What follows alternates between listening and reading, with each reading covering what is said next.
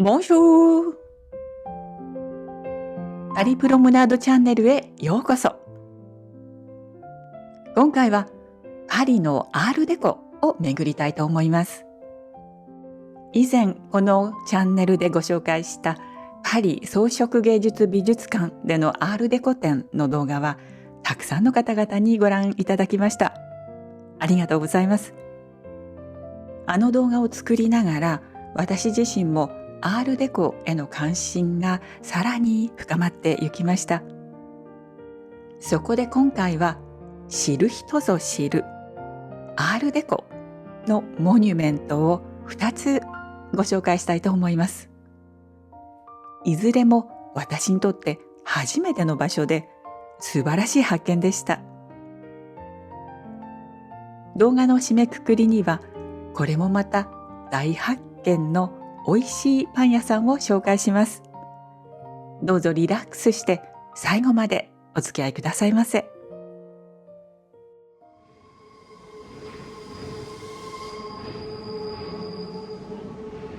最初にやってきたのはパリ12区のポートドレ駅。ここは以前クグロフが美味しいパン屋さんを訪れた時にも降り立った駅です。ポートドレ。日本語で言えば黄金の門という意味ですね。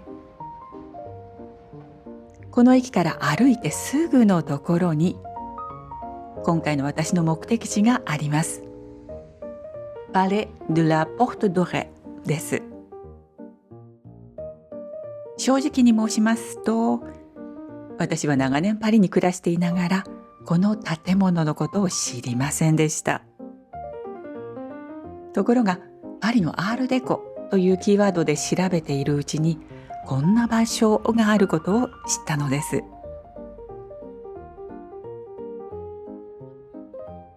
これは1931年パリ国際植民地博覧会のために建てられたものです。その博覧会は8ヶ月で800万人もの来場者を記録したそうです。博覧会当時の主要建築の中で現在までほぼ完全な形で残されている代表的な建物がこのパレ・ドゥ・ラ・ポートドレです。建物の外壁そのものが巨大な彫刻作品。石のタピスリーとも形容されるこの作品は世界最大級のものです。テーマは当時のフランスの植民地。アフリカ、インド、アンティル諸島、アジア、太平洋の島々の豊かさ、そして植民地からの物資が届くフランスの港などが表現されています。では中に入ってみましょう。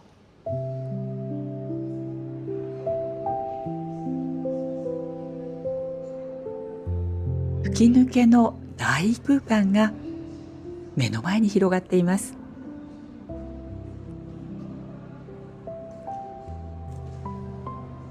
床一面に広がる精緻なモザイク。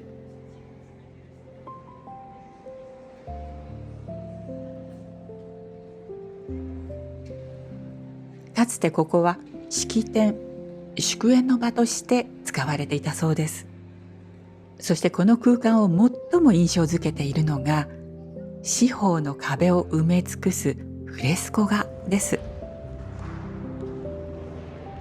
中央にはフランスを象徴する女神がいて、五大陸を象徴する人物たちに囲まれながら平和のシンボル、鳩を手にしています。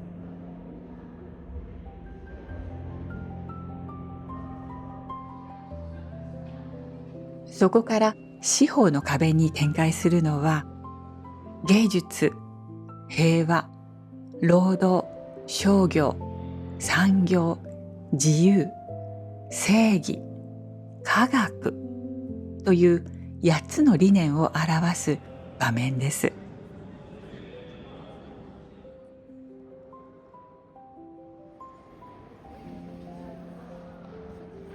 壮大なスケールの絵巻物を見ているような、そんな気持ちがします。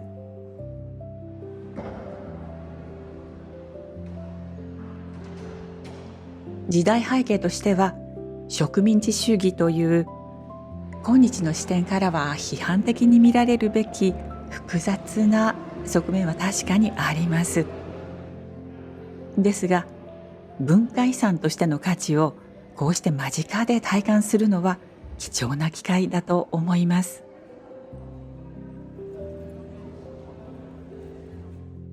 同じフロアの正面右手の格式ある応接室は、博覧会の時、総監督の執務室として使われていたそうです。室内を飾るフレスコ画と家具にちなんで、アジアの間と呼ばれています。家具のデザイン、寄せ木細工の床の文様、素材の選定に至るまで、すべてが一貫したコンセプトのもとに作られているようです。まさにアールデコの特徴である総合芸術作品の理念が体現されていますね。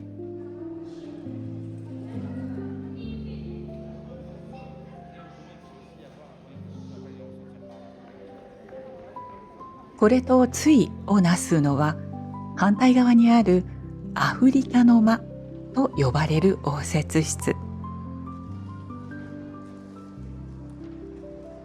外壁の修復中のためにちょっと室内が暗いようですが、これもまた素晴らしい総合芸術だと思います。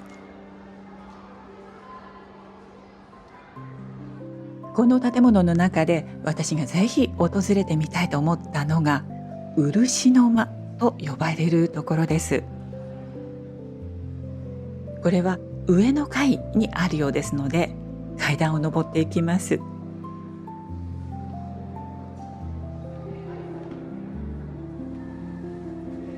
先ほどいた場所が上からだとこんな風に見えます。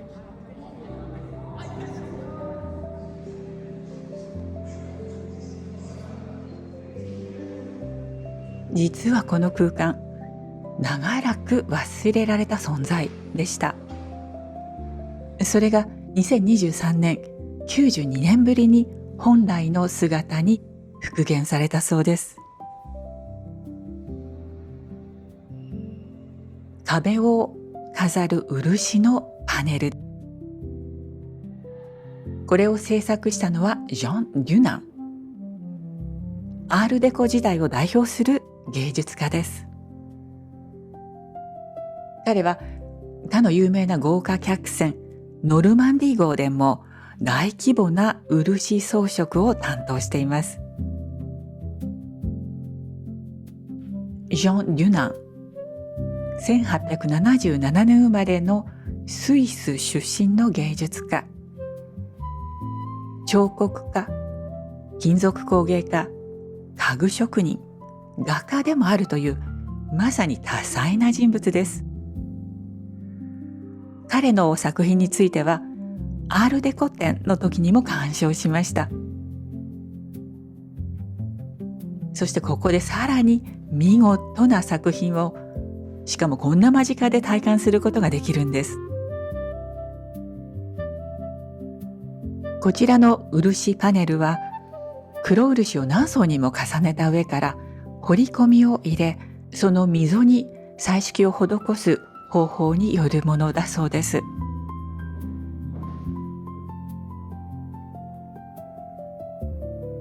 うっそうとした熱帯の森と銀色の動物が生き生きと表現されています。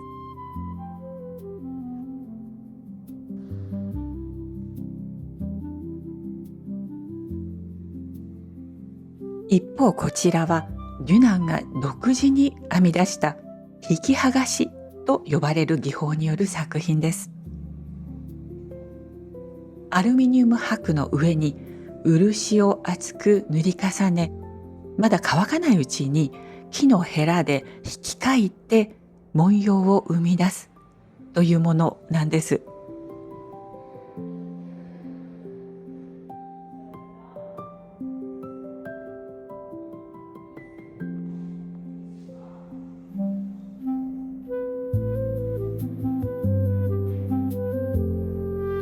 やはりアールデコ展の動画でパリで活躍した日本人の漆職人菅原清三という人物に注目しました。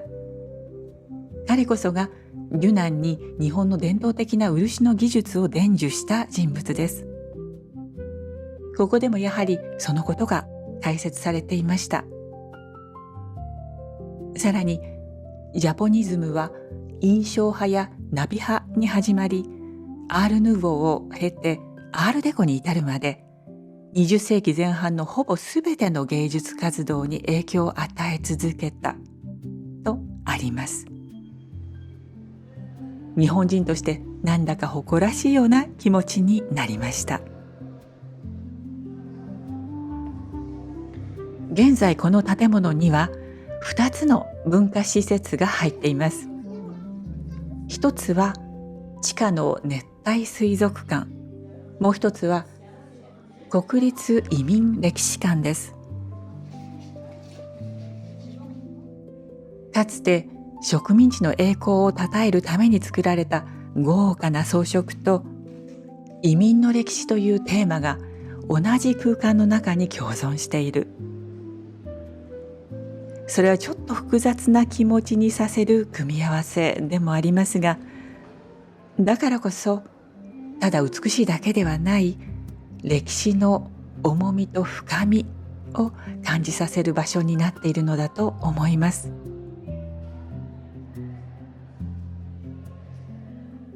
グランドフロアにはカフェがあって、ここでお茶を飲んだり軽食をいただいたりできます。仕事をしている人、ずっとデッサンをしている人、上の階と地下の見学には入場料が必要ですが、このグランドフロアを見るだけならば入場料がかからないんです。こんなに立派な空間に無料でアクセスできる。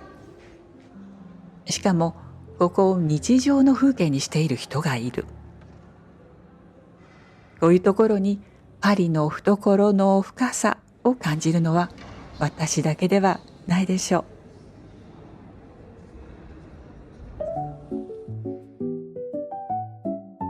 今回2つ目の目的地はジャコメッティ財団です。アールデコ建築ならここも素敵と友人のキコさんが教えてくれました。2月のある日曜日、ガイド付き見学会があると知り、サイトから予約して私は出かけて行きました。場所は14区、メトロのラスパイユ駅を降りてすぐのところ、モンパルナス墓地のそばにあります。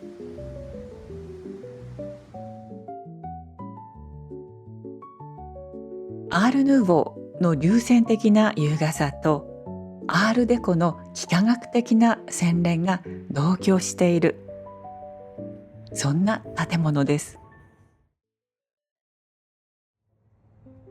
ジャコメッティ財団が入っているこの建物は1912年から1914年にかけてポール・フォロが自宅として建てた邸宅です。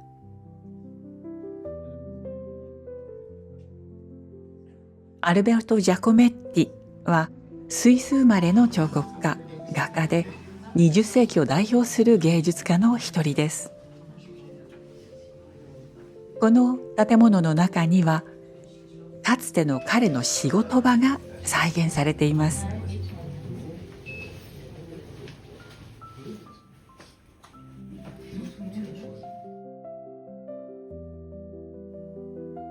一方、ポール・フォロという人物もなかなか興味深いです。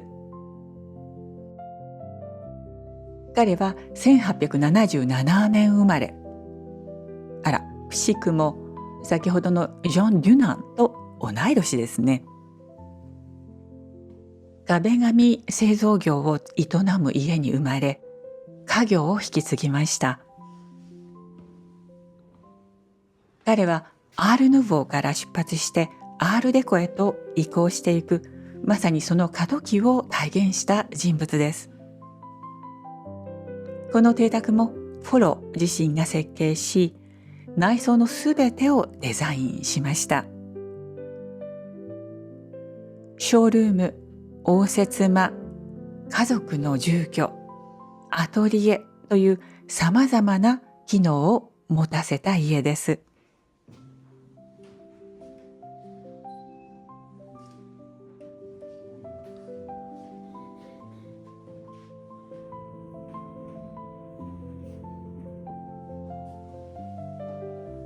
邸宅自体がすでに一つの芸術作品だと感じます。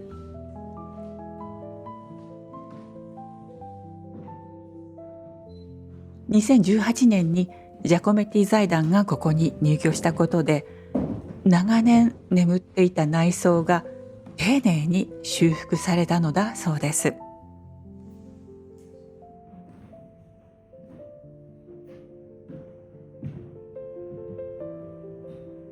壁布、腰板、床のモザイク、鉄の細工、そして作り付けの家具。フォロがデザインしたものがそのまま残されていて、王子の豊かさがよみがえっています。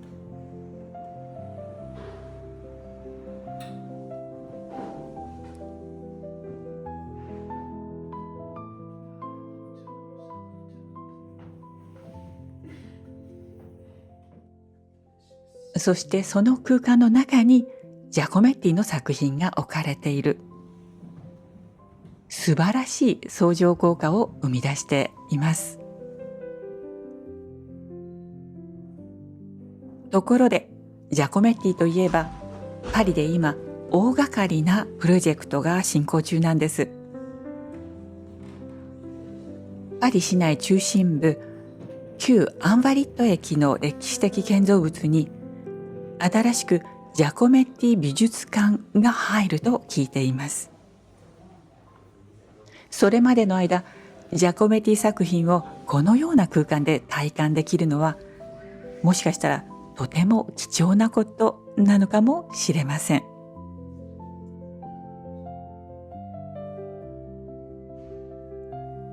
パレ・ドゥ・ラ・ポルト・ドレとジャコメッティ財団。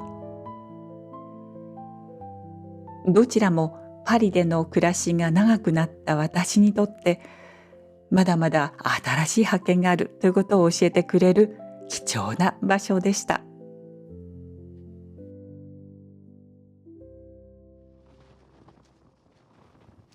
ところで、ジャコメッティが実際に使っていたアトリエがここからそう遠くないところにあるようなので、少し歩きましょう。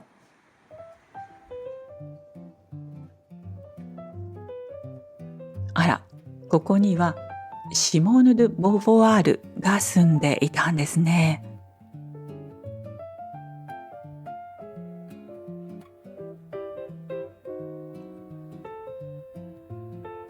この建物もとっても素敵じゃないですか？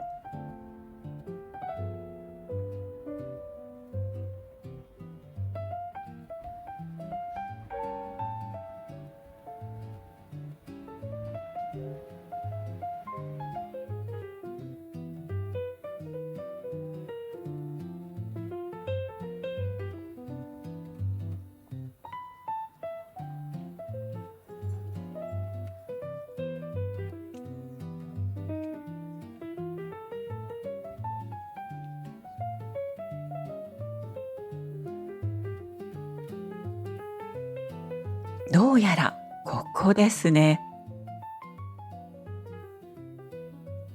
ジャコメッティが暮らし、仕事をした場所プレートが教えてくれます。現在ここは一般公開はされていないようです。当時としてはきっと新鮮な感じの家だったのではないでしょうか。そしてここまで来たら私にはぜひ立ち寄りたいところがあります。ガルメトロという名前のパン屋さんです。ここでお昼を買って帰りましょう。こちらもまた友人のキコさんから以前おすすめいただいたアドレスなんです。このパン屋さんはアントワーヌとジャン・フィリップという兄弟が2024年5月に立ち上げたという比較的新しいお店です。並んでいるケーキからすでにとてもレベルが高いことが伝わってきますよね。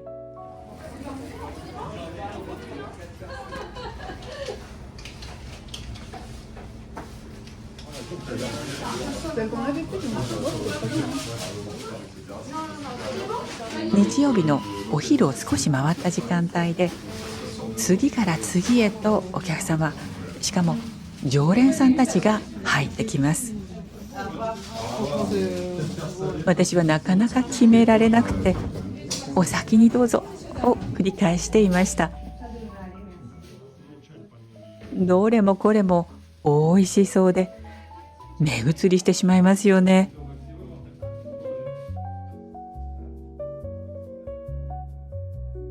私はこれを買いました。ケークサレ。食事になる甘くないパウンドケーキと言ったらいいかしら。中にブロッコリーとヘーゼルナッツが入ってるんです。デザートはこちら。クレームブリュレ、ショーケースに並んでいる時はとっても美味しそうでしたよね。ところがメトロに乗って家に帰る間に私多分斜めにしてしまったみたいでこんな風になってしまいました。でもお味は期待通り、いやそれ以上の美味しさでしたよ。こちらはチョコレートと洋梨のタルト。これはもう幸福感たっぷりのお菓子です。私は翌日にもいただきました。今回動画を作るにあたってやっぱりもう一度このパン屋さんに行ってみたいと思いました。今日は平日なので日曜日よりも少し静かでしょうか。お昼の少し前に到着できるように来ました。この時間帯だとおそらくほとんどのものが揃っているのではないかなと思ったからなんです。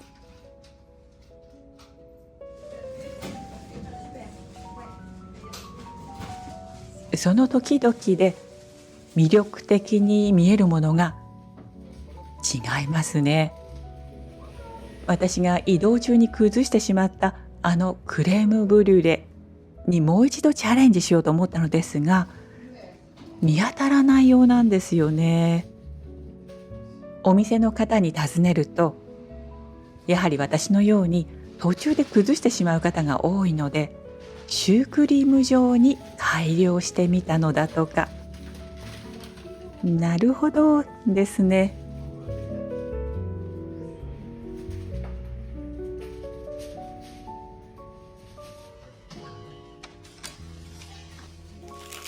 今日の私のランチはこちらです。ショッソンサレ。これがちょうど店頭に並んだところだったんです。2種類あったうちの私はツナとトマトソースの方を選びました。そしてデザートはこちらです。やはりこれを試してみなくてはですよね。確かにシュークリーム状になっていると形はちゃんと保たれたままです。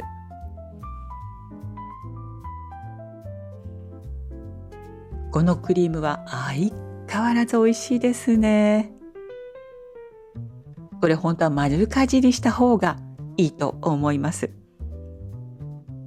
このシュー生地も良いのですが、私は前回のカリッカリのタルト生地のをまた食べたい気がします。これでは終わりません。ケーキも買ってきました。今回も迷いに迷った末に選んだのがこちらです。ピスタチオとオレンジの花のタルトという名前がついていました。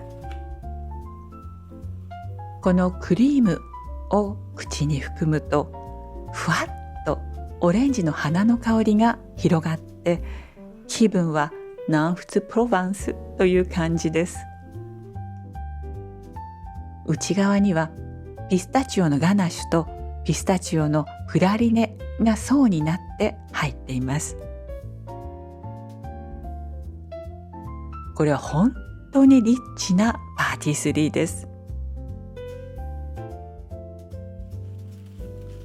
そして私はこのお店の名前のついたパンも買いました。天然酵母によるこのパンにはオーガニックのライ麦、オーガニックの栗の粉も入っているそうです。今夜何と一緒に食べようかしら。また明日の朝食も楽しみになります。